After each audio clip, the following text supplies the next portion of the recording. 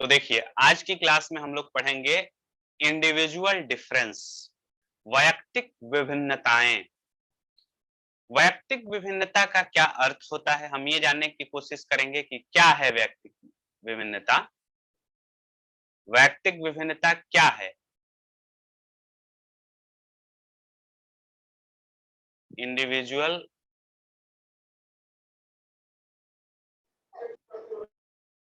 Difference. Individual differences, वैयक्तिक वैयक्तिक विभिन्नताएं।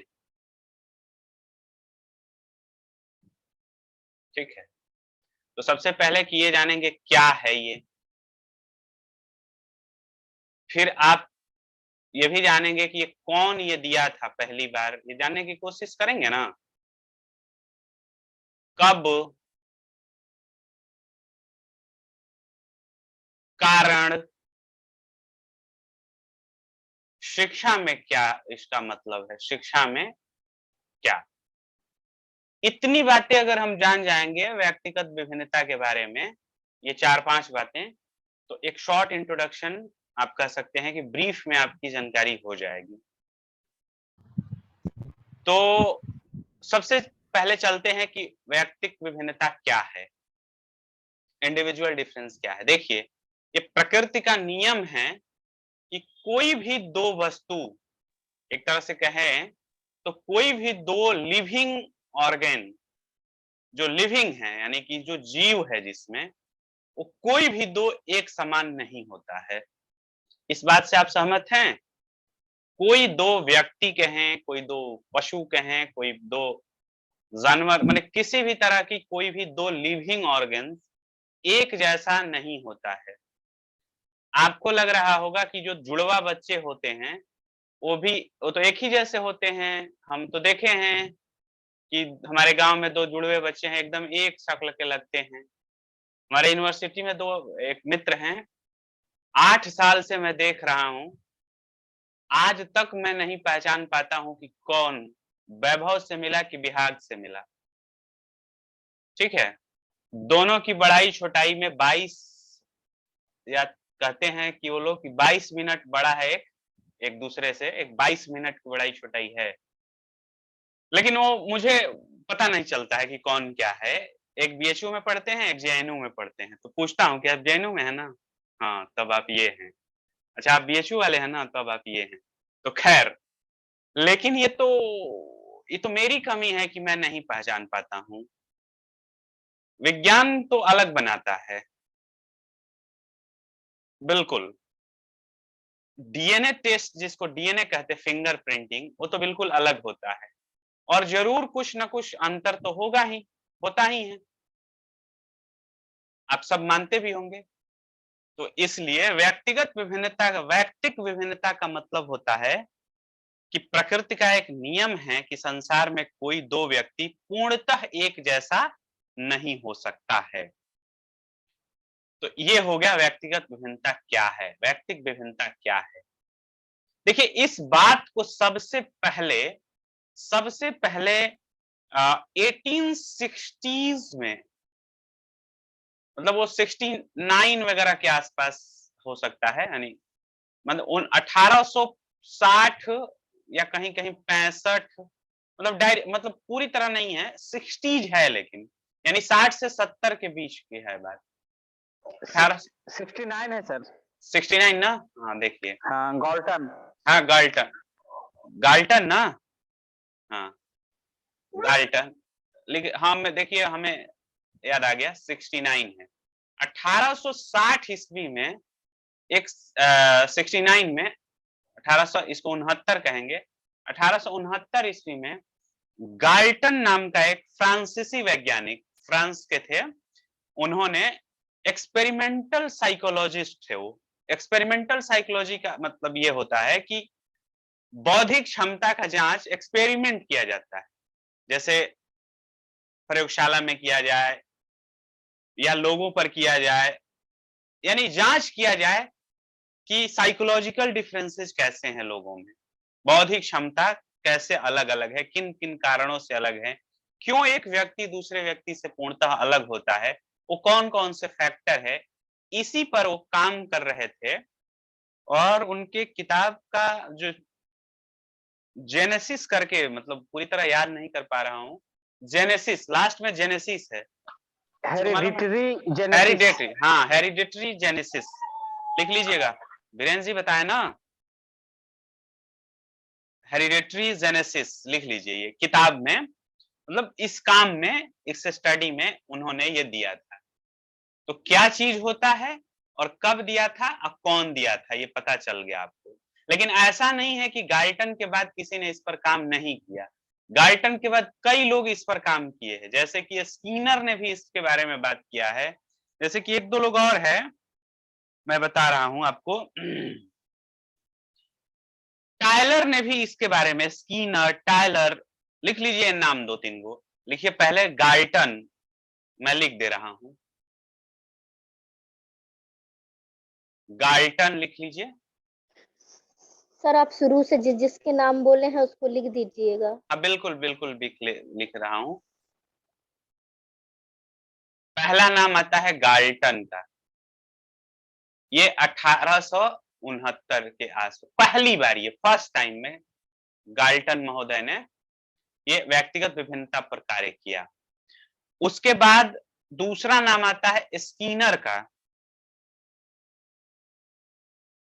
Skinner, Skinner का नाम आता है, और मैं अभी बताऊंगा कि कौन क्या क्या कहा है। फिर टायलर का नाम आता है, टायलर, ये लोग 90s में हैं, ठीक है ना, ये ध्यान रखिए। स्कीनर, टायलर ये 90s के हैं, 1900 के हैं, ये 1869 के।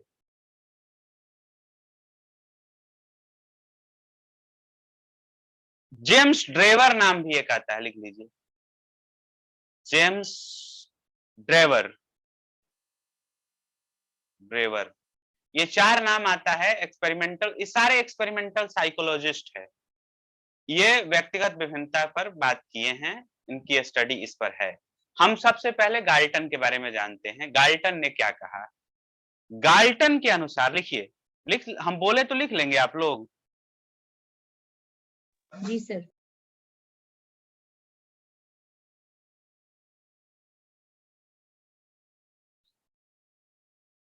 लिखिए, प्रत्येक व्यक्ति स्वयं में विशिष्ट होता है।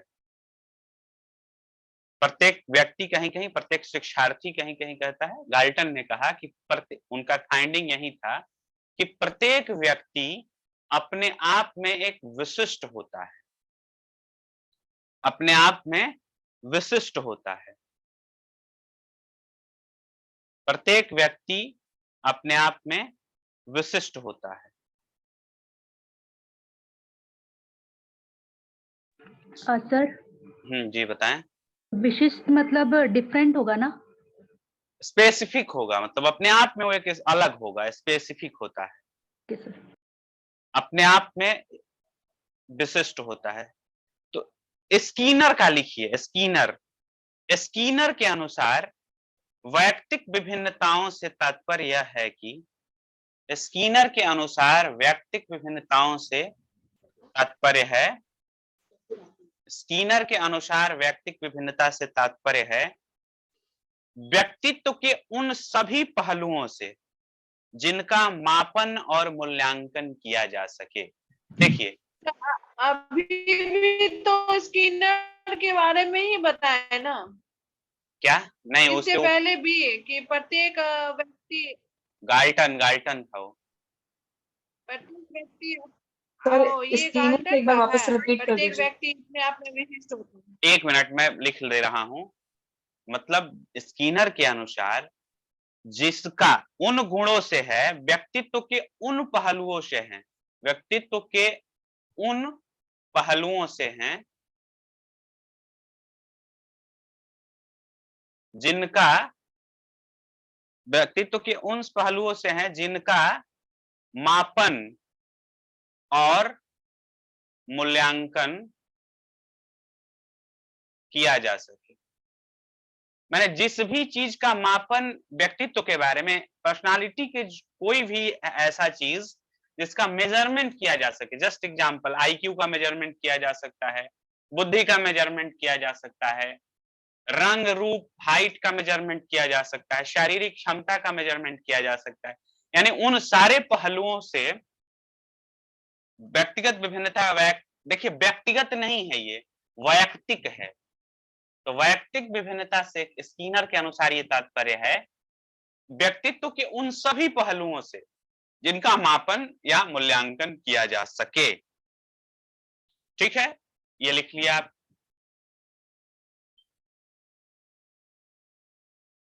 टायलर के अनुसार लिख लीजिए। टायलर क्या कहते हैं? ये टायलर के अनुसार लिखिए, शरीर के रंग रूप आकार, शरीर के रंग रूप आकार, कार्य, गति, बुद्धि, ज्ञान, उपलब्धि, रुचि, अभिरुचि,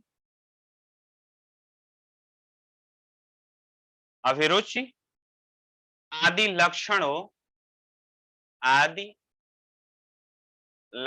में पाई जाने वाली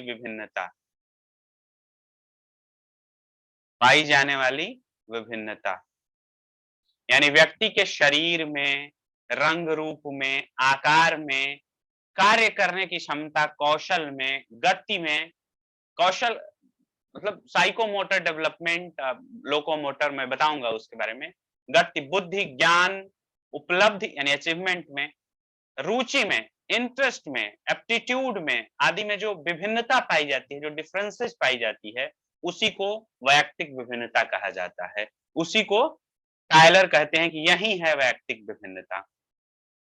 तो स्किनर क्या कहते हैं और टायलर क्या कहते हैं?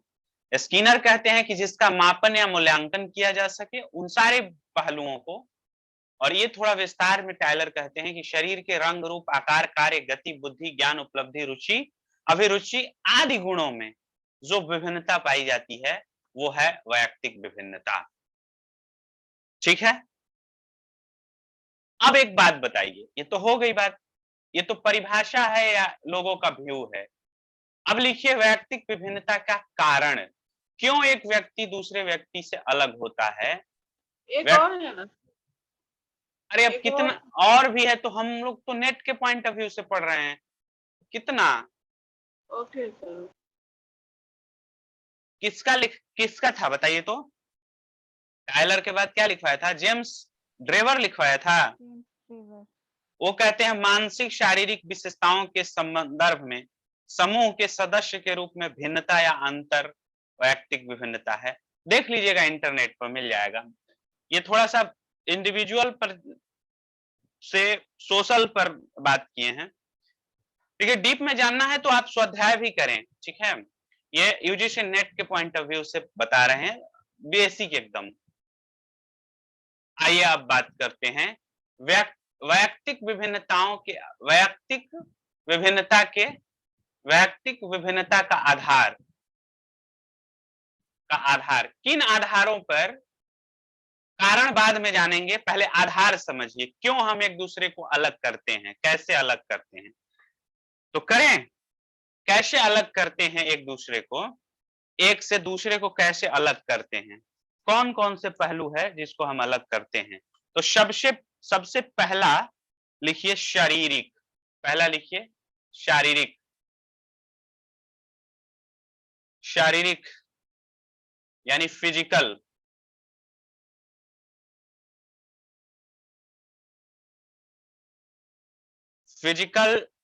डिफरेंसेस शरीर के आधार पर, जैसे देखिए शरीर के आधार पर हम एक दूसरे को अलग कर ही देते हैं, शरीर के आधार पर एक दूसरे को हम अलग करते हैं। जैसे कोई मोटा है, कोई पतला है, शरीर के आधार पर ऐसे समझिए, जेंडर हो गया, एज हो गया, हाइट हो गया, शरीर के आधार पर कौन अलग हो जाता है, कैसे कैसे। तो जेंडर एक फैक्टर है। अगर व्यक्तियों को अलग करना होगा, बांटना होगा, छांटना होगा, तो सबसे है कि जेंडर में अलग कर दीजिए, मेल फीमेल ट्रांसजेंडर, ऐसे सब ग्रुप आ जाते हैं। एज में अलग कर दीजिए, हाइट में अलग कर दीजिए, उसके बाद कलर में अलग कर दीजिए, रंग रूप, गोरा काला, कौन गोरा है, कौन कितना काला है, ठीक है।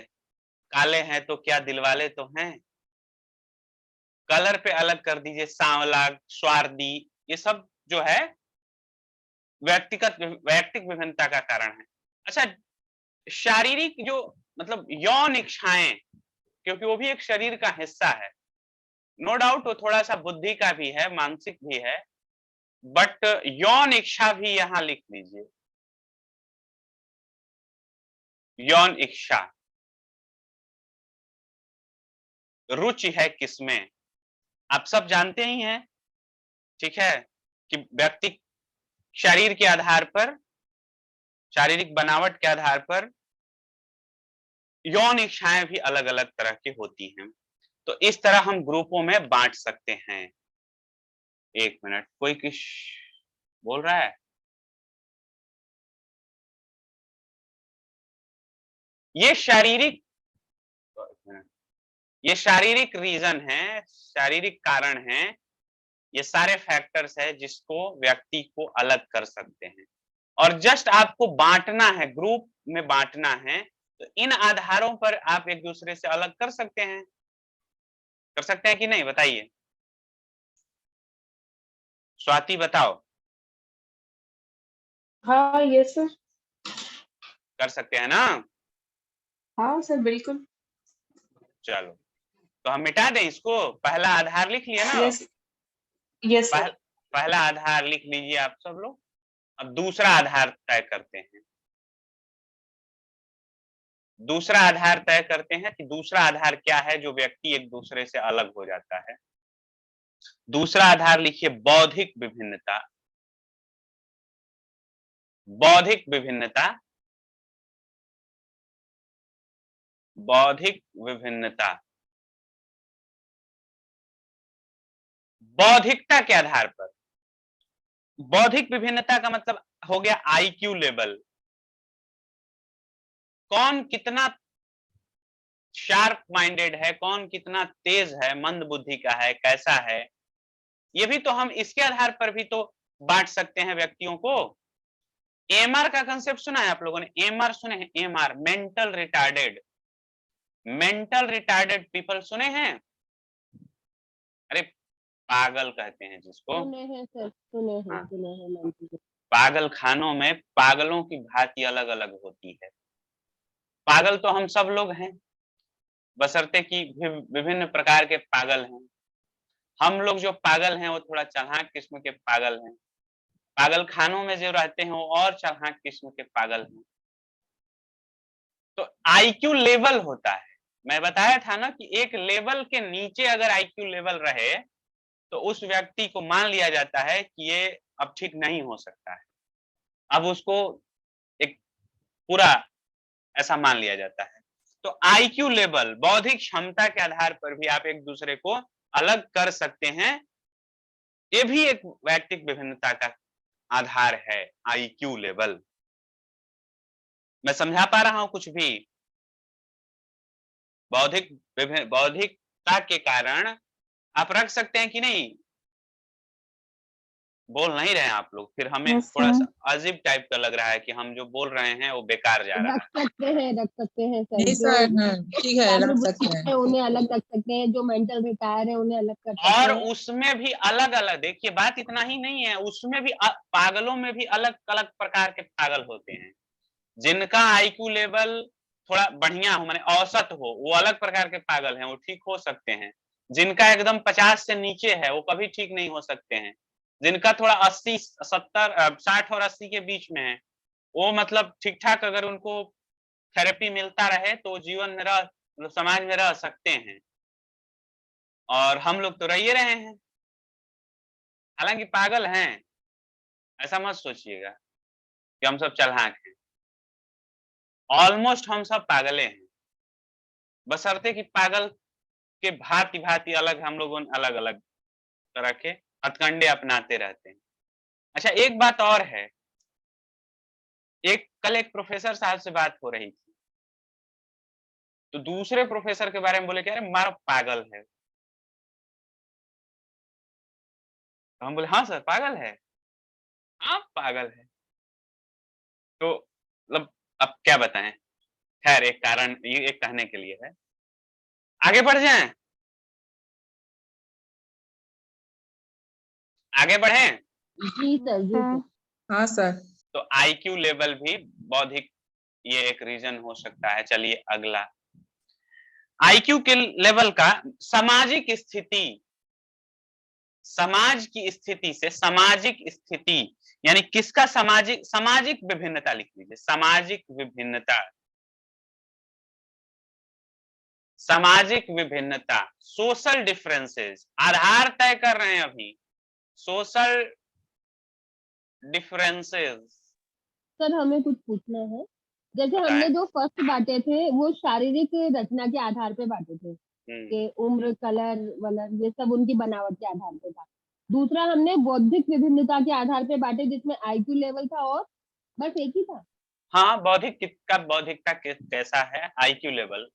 अब वो डिटेल में नहीं जाना चाहते हैं कि कौन अगर कितना से कितना रहेगा तो क्या, यहाँ डिटेल में करेंगे तो सिर्फ एमआर के बारे में ही बताना पड़ जाएगा, मेंटल रिटार्ड। हम ये नहीं कह रहे हैं, हमारे कहने का मतलब है जैसे हमने शारीरिक रचना के आधार पर उनके 5 भाग कर दिए थे, कलर, हाइट, ऐसे बौद्धिक विभिन्नता के आधार पर सिर्फ एक ही भाग है कि सिर्फ आईक्यू लेवल। नहीं, मैं ये हाँ एक ही भाग है, हमने एक ही बताया कि आईक्यू लेवल के डिफरेंस है बौद्धिक क्षमता के आधार पर। ठीक है, आइए सामाजिक विभिन्नता के आधार पर, ये भागों मत बांटिए, थोड़ा समझिए चीजों को।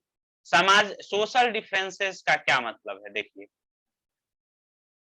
हम आधार तय कर रहे हैं, वैयक्तिक विभिन्नता का आधार क्या क्या हो सकता है। तो सामाजिक विभिन्नता होती है, कोई जल्दी फ्रेंड बना लेता है, कोई मित्र बहुत जल्दी बना लेता है। चलिए इसको लिखिए मत, समझिए, लिखते जाइएगा। कुछ व्यक्ति ऐसे होते हैं समाज में घुलनशील होते हैं, जिस समाज में जाएंगे वैसा बन जाएंगे, मिलनसार जिसको कहते हैं, जल्दी जल्दी फ्रेंड बना लेते हैं। और कुछ व्यक्ति ऐसे होते हैं जिनका मित्र ही नहीं बन पाता है, कोई खड़ूस टाइप के, सबसे झगड़े उगड़े करता चले। देखे हैं ऐसे व्यक्ति क्या?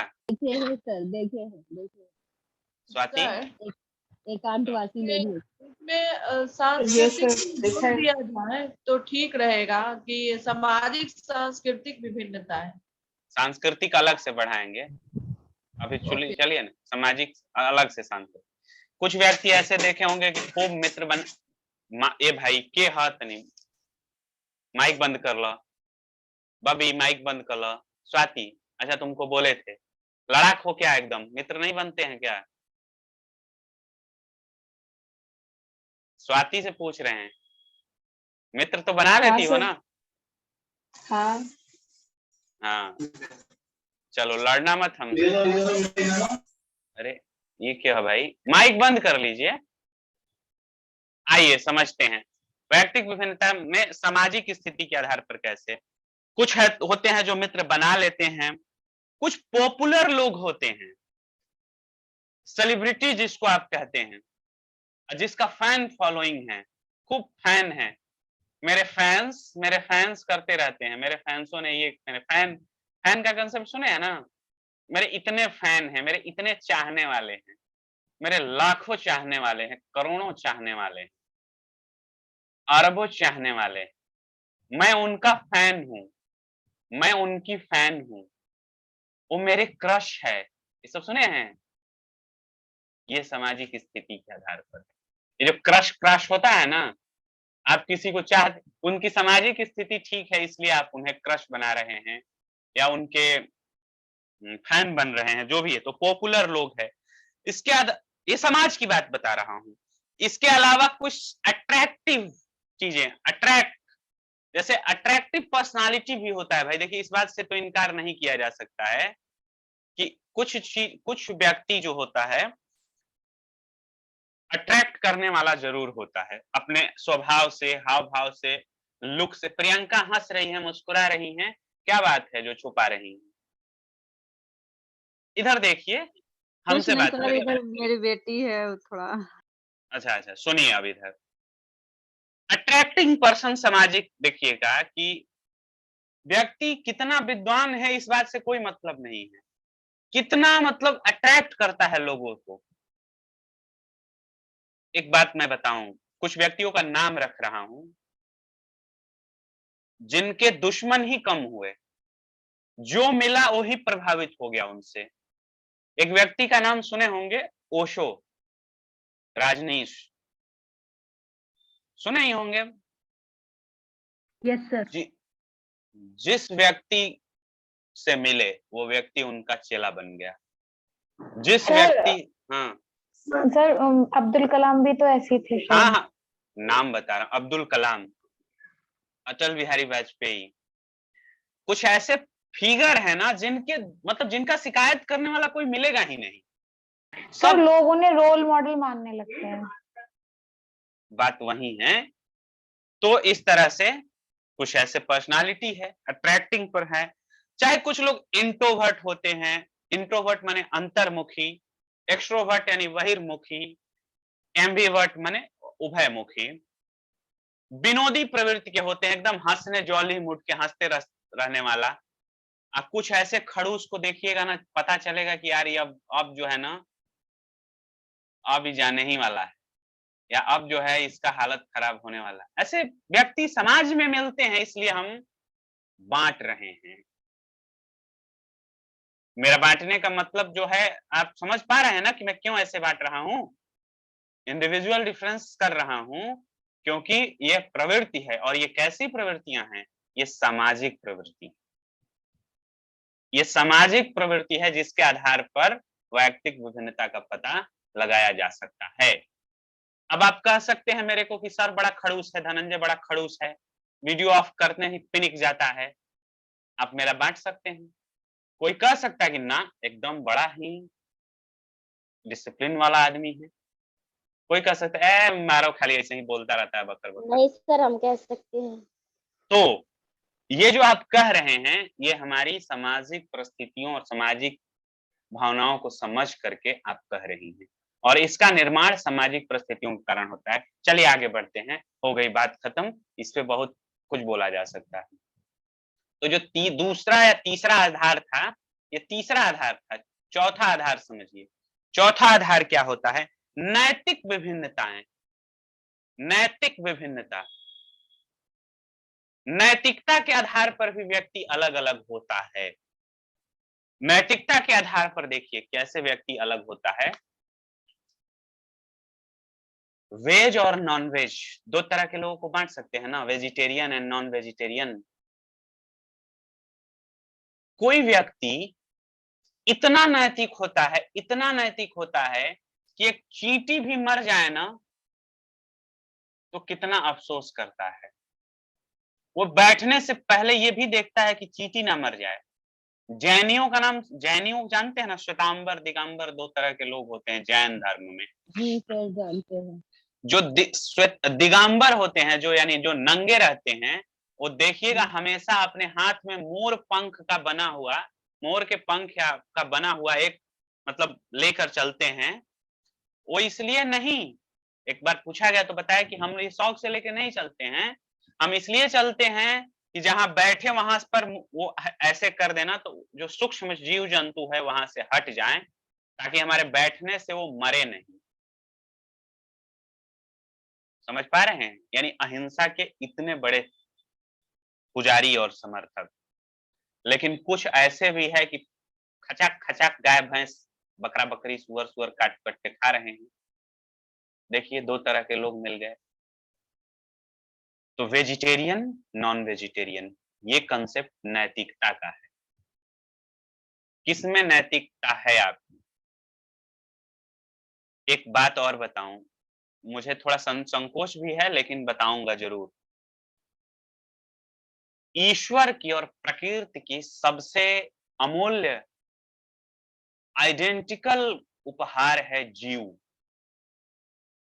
जीव का जन्म देना ये मैनमेड नहीं है, ये हिम्मत नहीं है किसी आदमी का कि वह इंसान पैदा कर सके खुद से, मतलब सॉरी, ये मैं कहना चाहता हूं कि जान भर दे किसी में। ये प्रकृति का उपहार है और उस उपहार को काट करके भक्षण कर रहे हैं, ये अपने आप में एक नैतिकता और अनैतिकता की बात है। तो वेजिटेरियन जो है ये ऐसा सोचते हैं, जो वेज खाते हैं वो ऐसा सोचते हैं कि हम ईश्वर की एक बनाई हुई बहुमूल्य कृति का विनाश करके, काट कूट करके और अपने भोजन के रूप में मैं ले रहा हूं। नॉन वेजिटेरियन ऐसा नहीं सोचते हैं। नॉन वेजिटेरियन ऐसा सोचते हैं कि जीव ही जीव का भोजन है, और है भी, सच भी बात है। विज्ञान तो यही मानता है कि एक जीव दूसरे जीव का भोजन है। जैसे अन्न वगैरह भी हम खा रहे हैं, पेड़ पौधों में भी तो जान है, तो भी तो काट कूट के खा रहे हैं, सब्जी काट कूट के खा रहे हैं। तो अगर विज्ञान के दृष्टिकोण से देखा जाए तो वहां कोई नैतिकता की बात नहीं है, वह एक प्रकृति की साइकिल की बात है कि जीवस पारिस्थितिकी तंत्र पारिस्थितिकी तंत्र की बात है। तो दो तरह के व्यक्ति मिल गए ना, ये नैतिकता है। और नैतिकता की बात सुनिए, किसी समाज में पॉलीगामी अलाउ है, धूमधाम से 4-5 गो ब्याह करो, कोनो दिक्कत ना, कोनो दिक्कत नहीं है। 4 ब्याह, 5 ब्याह, 8 ब्याह, पहले हमारे यहाँ भी होता था।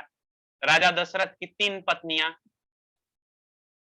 कौरव राजा की कितना पत्नियां, एक ही पत्नी ना, पता नहीं कौन राजा का 100 पत्नी, हाँ। 100 बेटा। श्री कृष्ण के 1008 रानियां थी। अच्छा, श्री कृष्ण 1008 को रखत रहन। हाँ। ओ 1600 थी शायद। अच्छा 1600। अरे बाप रे, कोई बात नहीं, मुझे नहीं मालूम है, हो सकता है 16 है। अकबर के खुद के बहुत सारी रानियां थी। हाँ ठीक है। तो देखिए वो भी एक, आज भी, चलिए वो तो पुरानी बात हो गई, वो तो एक बात हो गई। आज भी किसी समाज में पॉलीगामी जो है अलाउ है, एक से अधिक विवाह धूमधाम से कर सकते हैं, मजे से कर सकते हैं। एक बात और बताऊं, ये सिर्फ पुरुषों में नहीं है, महिलाओं को भी अधिकार है कि एक से अधिक पति रख लें किसी समाज में। लेकिन हमारे समाज में, हिंदू धर्म में, जरा दूसरा पर नजर डाल देना कि सब अनैतिकता तार सब खत्म हो जाए, सब एकदम आ जाएगा हाथ निकल करके। ये मारो आप एकदम कितना अनैतिक व्यक्ति है, दूसरी पत्नी रखा है, पहली पत्नियां जान ले लेगी, जाने ले लेगी पहली पत्नी, कोर्ट में मेंटेनेंस का पहले केस डालेगी, डिवोर्स का केस डालेगी। और हमारा लॉ, लीगल सिस्टम भी ये मानता है कि जो है एक्स्ट्रा मैरिटल अफेयर एक जुर्म है, एक पाप है, एक अपराध है। हमारा लीगल सिस्टम ऐसा मानता है। लेकिन जाके देखिए कहीं दूसरा इस्लामिक लीगल सिस्टम अब नहीं है सर ना, अब तो हटा दिया अपराध की जरूरत। नहीं, वो अभी भी डिवोर्स का रीजन है, डिवोर्स। हाँ तो अनैतिक है इसीलिए ना मान रहा है, वो हटाइए वो थोड़ा सा ये। अच्छा चलिए दूसरी बात, ये सब आपका कौन सा नैतिक विभिन्नता की बात कर रहा हूं। किसी समाज में प्रोस्टिट्यूशन, वेश्यावृत्ति हमारे समाज में कैसा है, अपराध है, नैतिकता है, अनैतिक है कि नैतिक है? अनैतिक है सर, अनैतिकता है। जाइए बैंकॉक में, थाईलैंड में, वहां ये सब कुछ नहीं है। वहां अच्छे अच्छे घर के लोग भी इस धंधे में शामिल हैं, रियली बता रहा हूं। और बहुत ही अच्छा बिजनेस के रूप में फैला है वहां। सर भारत में भी जो देवदासी नाम की जो जाति है, उनमें भी तो महिलाएं यही करती हैं, देवदासी प्रथा। तो कहने का मतलब यह है कि एक ही एक्ट किसी समाज में नैतिक है और किसी समाज में अनैतिक है। मैं ये बताना चाह रहा हूं, आप यही समझना चाह रहे हैं ना, आप यही ना समझ रहे हैं कि एक ही एक्ट नैतिक विभिन्नता के कारण किसी समाज में नैतिक हो रहा है और किसी समाज में अनैतिक हो रहा है। और एक दो एग्जाम्पल, चलो एकदम बहुत बढ़िया, एकदम अभी का एग्जाम्पल, लिव इन रिलेशनशिप। घर में हमारा पता चल जाए, अगर हम जैसे लोगों के पता चल जाए कि कहीं नजरों दौड़ा रहा है, तो बाहर कर देगा सब।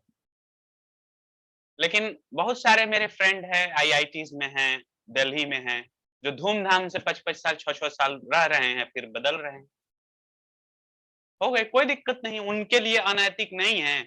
लेकिन किसी के लिए, उनके पिताजी के लिए अनैतिक है, उनकी माँ के लिए अनैतिक है, उनके घर वालों के लिए अनैतिक है, लेकिन उनके लिए अनैतिक नहीं। उसके बाद और एक एग्जाम्पल सुनिए, अगर हिंदू में है तो विवाह में बहुत सारी देखी जाएगी नैतिकता, कि मामा का गांव सेम ना हो, गोत्र सेम ना हो। लेकिन यहीं आप मुस्लिम कम्युनिटी में चले जाइए, केवल दूध का रिश्ता जो है करके और शादी हो जाती है तमाम। तो कहने का मतलब यह है कि ये नैतिकता जो है ये भी विभिन्न है, और इससे भी व्यक्तित्व का निर्माण होता है, इससे भी व्यक्ति प्रभावित होता है, और इस आधार पर भी व्यक्तियों को अलग किया जा सकता है। क्या मैं अपनी बात समझा पाया? Yes sir. बोलिए। Yes sir. Yes sir. तो आगे बढ़ जाएं। ये कौन सा आधार था? ये कौन सा आधार था? नैतिक आधार, नैतिक आधार। नैतिक आधार चौथा नंबर। चौथा या पांचवा जो आप समझ लीजिएगा। अब इसको मिटा रहा हूं। नैतिक आधार के बाद कल्चरल डिफरेंस।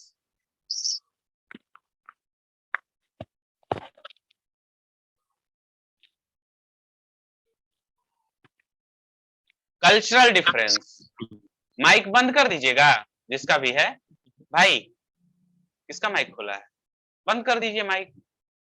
कल्चरल डिफरेंस, सांस्कृतिक विभिन्नताएं। सांस्कृतिक विभिन्नताएं, देखिए हम सब जो है ना एक अलग अलग संस्कृति के में पले बढ़े, मतलब मनुष्य अलग अलग जियोग्राफिकल कंडीशन के आधार पर, जियोग्राफी के आधार पर उनकी अलग अलग क्या है, सांस्कृतिक संरचना है, अलग अलग संस्कृति है, और अलग अलग संस्कृति में अलग अलग तरह के रूल्स रेगुलेशन हैं। कहीं पर विवाह की कोई और पद्धति है, कहीं विवाह की कोई और पद्धति है। अब भारत में ही कई जगहों पर ऐसा भी है कि लड़के नहीं लड़कियां लाते हैं, लड़की शादी करके और लड़का को जाना पड़ेगा उसके घर रहने के लिए। लो लो लो लो। हालांकि आज मणिपुर में ना देखो सांस्कृतिक विभिन्नताएं कैसे हो गई। यानी हम लोग शादी उदी करेंगे अगर तो ले जाएंगे घरे, आराम में रखेंगे, हमारी जिम्मेदारी बनेगी। लेकिन यही मणिपुर वाला वो जाएगा उसके घर, वो रहेगा उसके घर, जमाई उमाई टाइप का बन गए। तो देखिए विभिन्नताएं, सोचिए ये सांस्कृतिक विभिन्नताएं हैं। रीति रिवाज, शादी का रीति रिवाज देखे है ना, कहीं पर किस विधि से पूजा पाठ हो रहा है, कहीं से किस विधि पर पूजा पाठ हो रहा है, ये सब अलग अलग है। तो मनुष्य का व्यक्तिक विभिन्नता सांस्कृतिक विभिन्नताओं पर भी आधारित होता है। यही मैं समझाना चाह रहा हूं। कल्चर डिफरेंस होने के कारण व्यक्ति भी चित्तवृत्तियों का निर्माण होता है। ये सारी बातें मैं बता रहा हूं कि कैसे चित्तवृत्ति का निर्माण हो रहा है। अच्छा, स्लेव कल्चर सुने हैं? स्लेव सुने हैं? स्लेव जो खास करके हमारे यहाँ गुलाम का सिस्टम जो पहले चला करता था, गुलाम, बंधुआ मजदूर, दास प्रथा। ये पहले दास प्रथा लीगल था, बड़े बड़े लोग अपने घरों में दास रखते थे, और वो दास सिस्टम जो है वो चला रहा था। यानी मेरे पिताजी जिसके यहाँ दास थे, मैं भी उसी के यहाँ दास बनूंगा। गुलाम खरीदे बेचे जाते थे। आप लोग पुरानी फिल्में देखेंगे, जोधा अकबर देखेंगे, कटप्पा सर, सर हाँ। रोम में कॉन्स्टेंटिनोपल में था। अमेरिका में, रोम में। तो देखिए सांस्कृतिक विभिन्नताएं अलग अलग हैं। मनुष्यों की खरीद बिक्री, सुने हैं, देखे हैं, मनुष्यों की खरीद बिक्री। अरे हमारे जैसे लड़के बेचे जाते हैं, लड़कियां बेची जाती है, और वहां ये पाप नहीं है, वहां ठीक है, हो रहा है, होने दो, कोई दिक्कत नहीं है। तो आप लोग सुन रहे होंगे तो कहेंगे अरे बाप रे ये क्या होता है। तो ये सांस्कृतिक विभिन्नताओं के कारण होता है, और हमारी मानसिक क्षमता, सॉरी हमारी चित्त वृत्ति यानी सोचने समझने की शक्ति जो है सांस्कृतिक विभिन्नताओं पर आधारित होती है। क्या मैं समझा पा रहा हूं? बीरेन जी बताएं। ठीक है सर। मतलब सहमत हैं आप मेरी बात से, जो बता रहे हैं? बिल्कुल, सभी जगह की संस्कृति अलग अलग है, सभी लोगों का अपना अपना संस्कृति है। हाँ हाँ। हम हिंदू हैं, कोई मुस्लिम है, कोई कल्चर, हर एक जगह का स्थान का परिवर्तन होते रहता है। और अच्छा एक बात मैं और बता दूं, जरा आप लोग समझिएगा। जैसे हमने रिलेशनशिप की बात की ना, सुनिएगा बढ़िया से, ध्यान से, जानकारी के लिए बता रहा हूं। छत्तीसगढ़ में एक आदिवासी जाति है, आदिवासी है,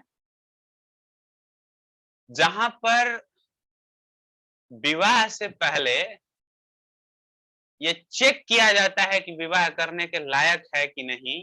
लड़का लड़की को छोड़ दिया जाता है कुछ दिन अलग, यानी लड़के की अपनी पुरुषत्व की जांच करनी पड़ेगी, पुरुषत्व जांच परखेगी लड़की, उसके बाद विवाह होगा। यह भी कल्चर है एक आदिवासियों में। अगर वो पुरुषत्व साबित नहीं कर पाए तो शादी नहीं करेगी वो लड़की, और ये कल्चर का हिस्सा है, अलाउ है, इसको कोई गलती नहीं माना जाएगा। सोच के देखिए अगर बनारस में ऐसा कल्चर हो गया तो क्या होगा। सोच के देखिए कि आपके समाज में ऐसा हो गया तो कितना अजीब लग रहा है ना हम लोगों के लिए, लेकिन वहां ये कल्चर का हिस्सा है। उत्तराखंड के एक इलाके में एक आदिवासी ऐसी रहती है जहां की महिलाएं 4-5 शादियां करती है, ये अलाउ है, उस कल्चर का हिस्सा है। अब ये उत्तराखंड की कौन है? मानसी, कौन सी प्रजाति है वो, कौन से आदिवासी है, नहीं मालूम? सर मुझे नहीं पता ना, मैंने कभी सुना इस बारे नहीं में सुना कि है ना? उत्तराखंड में है। हाँ ऐसी जातियां हैं, पहाड़ों पर रहती हैं और आदिवासी हैं जिसमें ये कल्चर है। तो वहां जाके जरा कहिए ना कि एक लड़की को एक ही विवाह करना चाहिए, मार के भगा देगा सब। भाग आए हो समझाने यहाँ। तो कल्चर डिफरेंस है, इसलिए हमारा मन बुद्धि विवेक सब डिफरेंस। सर सभी जगह कल्चर अलग अलग है, जो हो सकता है हम लोग को अच्छी लगे बात, वो दूसरे को अच्छी ना लगे। अभी कुछ ही दिन पहले मैं साउथ इंडिया गया था, वहाँ तो रामेश्वरम में शंख बिकता है। मैंने शंख वहाँ परचेज किया और वहाँ बजाना शुरू कर दिया। तो लोग, जो दुकानदार था वो पूरा गुस्सा में आ गया कि नहीं शंख आप क्यों बजाएं। हमने बोला भैया टेस्ट करके तो लेना है ना, चेक करके। वो लोग बोले नहीं, हम लोग शंख यहाँ जब मृत्यु होती है किसी की तभी बजाते हैं, या पूजा के घर में ही जो मंदिर होता है बस वहां बजता है, बाकी और कहीं नहीं बजता है। लिखिए ये हम लोग तो कहीं भी बजा देते हैं।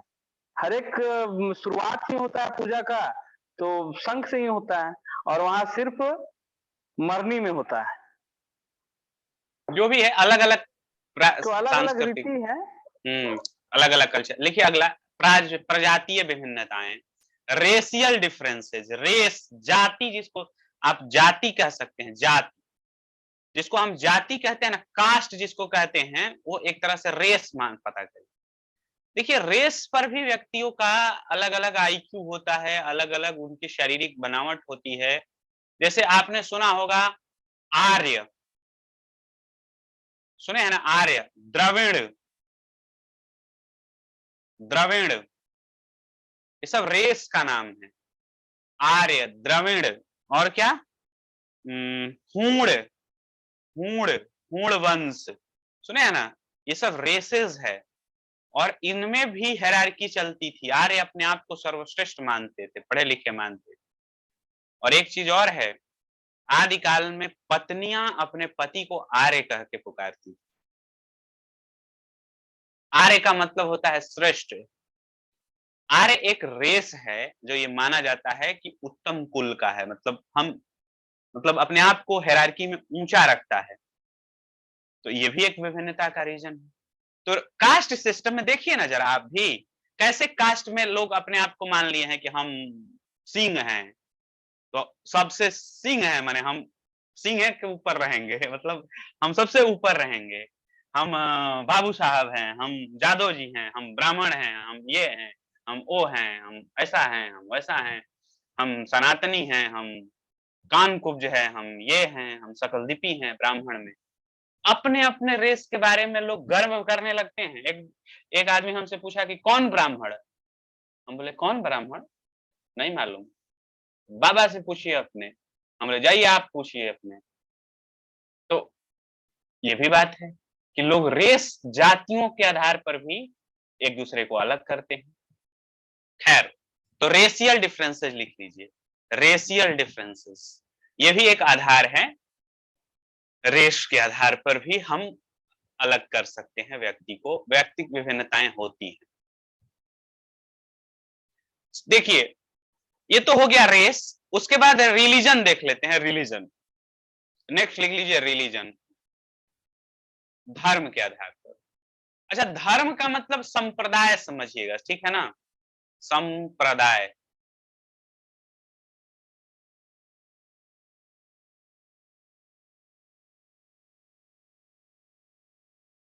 संप्रदाय से समझिएगा। कुछ देश ऐसे हैं जो धर्म के आधार पर ही पैदा हुए हैं। इस दुनिया में कई देश ऐसे हैं जिनका राष्ट्रीय धर्म है, वो कॉन्स्टिट्यूशनल वैल्यू है धर्म का, जैसे Pakistan, Iran, Iraq, Saudi Arabia, ये धार्मिक कंट्री है भाई। इस्लाम वहां का राष्ट्रीय धर्म है। लेकिन कुछ ऐसे देश है जहां धार्मिक प्रैक्टिस करिएगा तो बैन है, धार्मिक रीति रिवाजों पर नहीं जाना है आपको। जापान, भारत जैसे है कि सभी धर्मों को मानने वाला है। तो ये धर्म के आधार पर भी व्यक्ति की विभिन्नताएं अलग अलग दिखती हैं। बोले दिखती हैं कि नहीं, बताइए तो। धर्म क्या है? कल्चर का हिस्सा है, इसलिए मैं इसे संप्रदाय कहता हूं। एक्चुअली पता है, धर्म मतलब आप हम लोग जो कहते हैं ना, हिंदू, मुस्लिम, ये ईसाई, सिख वगैरह वगैरह, ये धर्म नहीं है, ये धर्म नहीं है, ये सब संप्रदाय है। ये सब एक एक संप्रदाय है जिसमें रहन सहन की व्यवस्था करती है। अच्छा, एक बात और बताऊं, शायद आप लोग जानते हैं या नहीं जानते हैं, ये जो धर्म है ना, संप्रदाय जो है ना, इसका जो ये विकसित हुआ है, ये भौगोलिक स्थलाकृति के कारण हुआ है। आप मानते हैं इस बात को? अजीत जी मानते हैं कि जो हम संप्रदाय जिसको हम बांट दिए हैं, वो एक्चुअली में जियोग्राफिकल कंडीशन के आधार पर उत्पन्न हुआ है? बिल्कुल मानता हूं सर। जैसे बताएं, उदाहरण वगैरह दीजिए।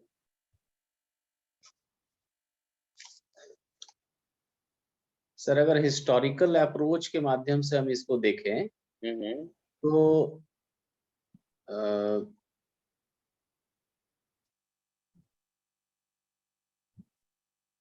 हम इसको इस आधार से हम एक्सप्रेस कर सकते हैं, एक्सप्लेन कर सकते हैं कि जो डेमोग्राफिक कंडीशन है सर, उसमें है क्या कि मान्यताओं के आधार पर जो रिचुअल्स रहे हैं, जो ट्रेडिशन रहे हैं, और वो रिचुअल्स धीरे धीरे धीरे धीरे जब वह और वो रीति रिवाज, वो परंपराएं जब उनके प्रति आस्था दृढ़ होती जाती है, तो वह क्षेत्र विशेष को प्रतिनिधित्व करती हैं।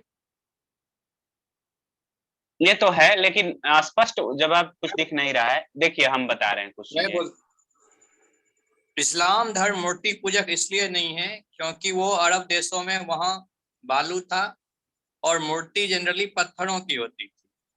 वो बना ही नहीं पा रहे थे उस वहां पे, इसलिए उसमें मूर्ति पूजा उन्होंने उसको माना ही नहीं। चलिए एक थोड़ी सी स्पष्टता वाली बात आई। देखिए धर्म कैसे जियोग्राफी के आधार पर होता है, माने भौगोलिक स्थलाकृति के आधार पर कैसे आता है। अरब देश है, बालू ही बालू है, पानी की कमी है, कबीलाई लोग हैं, कबीला टाइप के लोग हैं, लड़ने झगड़ने वाले लोग हैं। पैगंबर मोहम्मद साहब ने ये नियम बना दिया कि 5 बार नमाज पढ़ो, आपस में ही शादी विवाह करो, लड़ाई झगड़ा कम होगा। अब 5 बार नमाज पढ़ोगे, ईश्वर के करीब रहोगे, तो लड़ाई झगड़ा कम होगा। महिलाएं वहां की महिलाएं इसलिए अधिक शादियां करने लगी, या एक पुरुष इसलिए अधिक शादियां करने लगा कि जब पहले युद्ध ज्यादा होते थे और युद्ध में पुरुष जाते थे तो पुरुष मरते थे। अरे युद्ध में पुरुष जाएगा तो मरेगा कौन? सिपाही बनेगा पुरुष तो मरेगा कौन? एक दूसरे पर राज्यों पर आक्रमण करेगा तो पुरुष ही मरेगा। तो महिलाएं अगर एक ही पुरुष के ये में रहेगी तो फिर वो निसहाय हो जाएगी, इसलिए अलाउ कर दिए, ऐसे धर्म में बना दिया गया कि नहीं, महिलाएं भी एक से अधिक विवाह कर सकती है, एक पुरुष एक से अधिक विवाह कर सकता है। वहां के वस्त्रों को देखिए आप, ढीला ढाला वस्त्र पहनते हैं पुरुष, महिलाएं भी पहनती है बुर्का नकाब। ये सब धार्मिक रिवाजें जो हैं, जो इस्लाम का हिस्सा बन गया है, ये जियोग्राफी के कारण हुआ है। क्योंकि बालू जहां ज्यादा है, पानी जहां कम है, तो अगर चुस्त कपड़ा पहनिएगा तो जल्दी गंदा होगा, लेकिन बालू नुमा धरती है, ढीला ढाला कपड़ा रहेगा, झाड़ लीजिएगा, गर्दा खत्म हो जाएगा। उनके धर्म में जो बर्तने होते हैं, देखिएगा इस्लाम धर्म में वो ऐसा होता है कि कम पानी गिरे। देखें वो चाय की केतली जैसा लोटा वगैरह में भी लगाते हैं लोग, अरब के लोग। समझ पा रहे हैं कि मैं क्या कह रहा हूं? उनके बर्तन भी उनके जियोग्राफिकल कंडीशन के आधार पर बने, वहां पानी की कमी है, तो वस्त्रों पर प्रभाव पड़ा। और यही चीजें जैसे कहते हैं ना, इस्लाम बुर्का पहनना कहती है महिलाएं कि हमारा इस्लाम का हिस्सा है, पॉलीगामी हमारा हिस्सा है। ये भाई हिस्सा वैसा नहीं है, ये सब भौगोलिक स्थलाकृति के कारण बना है। और चूंकि यह एक संप्रदाय है, संप्रदाय का मतलब जीवन जीने का तरीका है, इसलिए वो उसको हम धर्म में शामिल कर लिए हैं और प्रैक्टिस में चलता आ रहा है। तो कुल मिलाकर हम ये कहें कि धार्मिक आधार पर भी वैयक्तिक विभिन्नता देखी जा सकती है, और मुझे लगता है कि ये आधार है सब। इन आधारों पर, हाँ और एक आध है, कहिए कि सर छोड़ क्यों देते हैं? अरे ये क्या, हाँ भाषा लीजिए, देखिए भाषा, लैंग्वेज के आधार पर, भाषा के आधार पर वैयक्तिक विभिन्नताएं, कौन भाषा बोल रहा है, भाषा के आधार पर भी कर सकते हैं। स्किल के आधार पर,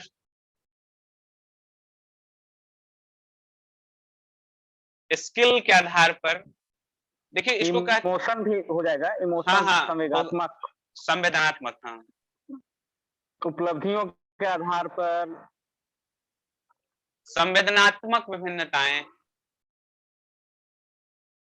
चलिए संवेदनात्मक विभिन्नताएं को थोड़ा सा समझिए, कैसे अलग हो जाता है व्यक्ति। एक आप जैसे लोग, कई लोग तो ऐसे भी होते हैं ना कि किसी को सुई दे दिया जाए तो दूसरे को हालत खराब होने लगती है। सुई देते हुए कटे कुटे देख लीजिएगा ना तो आपकी हालत खराब हो जाएगी। लेकिन जाइए चिराई घरों में जहां पोस्टमार्टम होता है, छुरी लगा के फाड़ा जाता है शरीर को, देख लीजिएगा ना तो आपको 4 दिन नींद नहीं आएगी। सच बता रहे हैं, पोस्टमार्टम होते हुए अगर आप देख लीजिएगा तो आपकी हालत खराब हो जाएगी। लेकिन एक ऐसा डॉक्टर है जो रोज कर रहा है 10 को 15 को, उसकी संवेदना और आपकी संवेदना, उसके भाव आपके भाव में अंतर हो गया कि नहीं? बोलिए सर बिल्कुल। जो मार्केट में मीट शॉप, तो हम नैतिक विभिन्नताएं बोले ही हैं। तो भाव जो है, भावात्मक भाव कैसा है, संवेदना कैसी है, इस पर भी आप अंतर देख सकते हैं। और ये हो गया आधार ही है। तो भावात्मक आधार, भावात्मक विभिन्नताएं भी आप देख हम सकते ये हैं। नैतिकता नहीं, जो मीट शॉप पे बैठता है उसका रोज का ही काम है कि वो उनको जानवरों को मारेगा, लेकिन हम जो जो नॉन वेजिटेरियन नहीं, मतलब वेजिटेरियन है, उनको तो उसके प्रति भावनाएं रहेंगी ना, तो संवेदनाएं तो वहां पर भी आती है। हाँ बिल्कुल आती है। और भावात्मक आधार पर भी व्यक्ति को कोई इमोशनल ज्यादा होता है, किसी को डांट दी, ऐसा सुनिए ना, किसी को डांट दीजिए तो रो देगा, कहते हैं मूवी में कुछ इमोशनल सीन आ जाए तो ही, किसी को क्रोध, हेलो, जी बताएं। क्रोध, डर, इसमें आ जाएगा सर संवेगात्मक में। हाँ बिल्कुल बिल्कुल। हर एक जो बालक रहता है और दोनों में डिफरेंस पाया जाता है। हर एक बालक में किसी में डर ज्यादा रहता है, किसी में प्यार रहता है, किसी में सहानुभूति रहता है, किसी में उत्साह ज्यादा रहता है। तो इस तरह का अंतर पाया जाता है। संवेदना के आधार पर यही सब है कि क्रोध किसमें ज्यादा है, डर, भय, किससे प्रेम है। अरे कुछ व्यक्तियों को ऐसा देखे होंगे आप ना, बड़ा जल्दी जल्दी प्रेम कर देते हैं, प्रेम मतलब सबको अपना लेते हैं। आप कुछ लोग ऐसे देखे होंगे कि अरे बाप रे बाप, आपसे प्रेम करने में वो बरसों लगा देगा। चिड़चिड़ा प्रवृत्ति का होता है। चिड़चिड़ा प्रवृत्ति क्या होता है, बात में। एगो मैम है, देखिए बिल्कुल आर्थिक स्थिति व्यक्तियों का, उनसे भी आप ये कर सकते हैं। तो लिख लीजिए इकोनॉमिकल कंडीशन, बहुत अच्छा है, इकोनॉमिकल कंडीशन।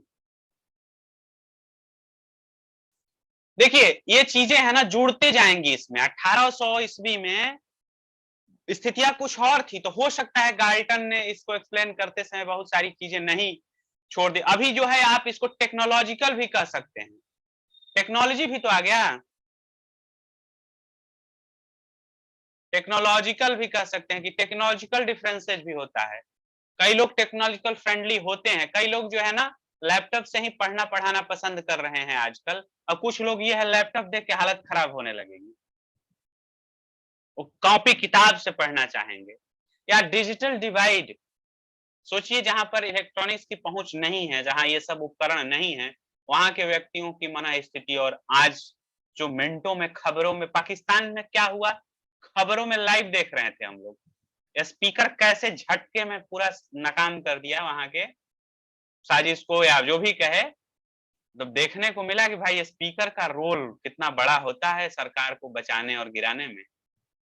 तमाम विपक्ष के पास, मतलब विपक्ष के पास अगर वोटिंग होती पाकिस्तान के संसद में उस दिन, तो पक्का था कि इमरान खान की सरकार गिर जाती, ये कंफर्म था। लेकिन कैसे सूझबूझ से क्या किया, कैसा चाल चला कि स्पीकर ने उस बिजली कटवा नहीं, अविश्वास प्रस्ताव खारिज कर दिया। सोचिए, सरकार गिरने से बचा लिया। तो खैर, तो हम लोग उसे लाइव देख रहे थे, मतलब बड़ा ही मेरा ये था, जब से अविश्वास प्रस्ताव पाकिस्तान की संसद में लाया गया था, तो उस न्यूज पर मेरी नजर थी कि देखे इमरान खान का मतलब थोड़ा कैसा बिहेव कर रहा है, कैसा क्या कर रहा है, अपने भाषण में क्या बोल रहा है, क्योंकि लास्ट स्पीच तो देता ही। विश्वास प्रस्ताव में अगर सरकार गिरती तो थोड़ी रोचकता रहती है पॉलिटिक्स में कि क्या ये कर रहा है, तो पूरा गेम ही पलट गया। तो खैर, हम उसे लाइव देख रहे थे। सोचिए कितना टेक्नोलॉजी फ्रेंडली है कि पाकिस्तान में क्या हो रहा है उससे भारत में लोग प्रभावित हो रहे हैं, भारत में सोच रहे हैं। लेकिन एक बात बताइए, यही चीज गांव वालों को कब पता चलेगी? पता नहीं कब पता चलेगी कि नहीं चलेगी। तो टेक्नोलॉजी के आधार पर भी व्यक्ति अलग अलग किस्म का हो गया। तो कुल मिलाकर ये कहा जा सकता है कि बहुत सारे ऐसे फैक्टर्स हैं जो इंडिविजुअल डिफरेंस बनाते हैं और इंडिविजुअल डिफरेंस के आधार हो सकते हैं। कारण क्या है? कारण दो है। पहला कारण है अनुवांशिकी, यानी कि अनुवांशिक वंश के आधार पर, तो जिसमें शारीरिक है, मानसिक है, बौद्धिक है, ये सब अनुवांशिकी पर आ जाएगा। और दूसरा है पर्यावरणीय, यानी इन्वायरमेंटल। ये दो रीजन हैं जिसके कारण इंडिविजुअल डिफरेंसेस पाई जाती है। पहला लिख लीजिए पर्यावरणीय और दूसरा लिखिए, पहला लिखिए अनुवांशिक वंश के आधार पर और दूसरा पर्यावरण के आधार पर यानी जियोग्राफिकल कंडीशंस के आधार पर। वंश के आधार पर ही आपका धर्म, आपकी जाति निर्धारित होती है और उसके बाद आनुवंशिक आधार और पर्यावरणीय आधार। हाँ, ये दो आधार है इंडिविजुअल डिफरेंस का, पर्यावरण के आधार। अब चूंकि अब एक इसमें थोड़ा सा छोटा सा हिस्सा बच गया, शिक्षा में इंडिविजुअल डिफरेंस का यूज, तो मुझे लगता है कि जल्दीबाजी हो जाएगी अगर अभी बोलेंगे तो। शिक्षा में इंडिविजुअल डिफरेंस का यूज मतलब ये क्यों पढ़े? एक बात आपको पूछ सकते हैं ना कि सर ये इतना देर से इंडिविजुअल डिफरेंस पर बात कर रहे हैं, क्यों? रीजन क्या है? टीचिंग एप्टीट्यूड में इसका मतलब क्या है? काहे बकबक कर रहे हैं? बकर बकर तब ऐसे किए जाए, क्यों? आप पूछ सकते हैं, पूछना चाहते हैं? कौन-कौन पूछना चाह रहा है? Yes sir. अरे यही वाला जैसे हम पूछे वैसे ही पूछना चाहती हो कि बकर बकर क्यों कर रहे हैं? नहीं सर, आप जो बता रहे हैं लोग कंप्लीट हो जा रहा है बीएड का भी। ये इतना बताकर आपके हम दिमाग को एक आधार प्रदान किए ताकि शिक्षा में इसका यूज कैसे करें आप एक शिक्षक के रूप में इसका ख्याल रखते हैं कि नहीं रखते हैं, और किन किन जगहों पर आप एक शिक्षक के रूप में वैयक्तिक विभिन्नता का ख्याल रखेंगे, तभी आप एक बेहतर शिक्षक बन पाएंगे। एक बेहतर शिक्षक को ये बेहद जरूरी है कि स्टूडेंट्स के, लर्नर के इंडिविजुअल डिफरेंस का पता रहे, तभी जो जा करके उसको वो बेहतर शिक्षक बन पाएगा, बेहतर शिक्षक की भूमिका निभा पाएगा। तो चलिए कल हम पढ़ते हैं शिक्षा में वैयक्तिक विभिन्नताओं। कल पढ़ेंगे शिक्षा में वैयक्तिक विभिन्नता। आज की टॉपिक रहा इंडिविजुअल डिफरेंस, और ये कल पढ़ने के बाद कुछ क्वेश्चंस भी मैं ग्रुप में भेजा हूं, आप उसको जरा देखिएगा। जो हैंड रिटेन है ना वो इंडिविजुअल डिफरेंस पर है, और जो ऐसे भेजा हूं वो जो है वो जनरल क्वेश्चंस है। खैर आप सारे क्वेश्चंस को एक बार पढ़िएगा, देखिएगा, कल इस पर डिस्कस करेंगे और आगे बढ़ेंगे। हो गई बात, आज यहीं तक करनी थी, दैट्स ऑल। ठीक है, किसी को कोई आपत्ति?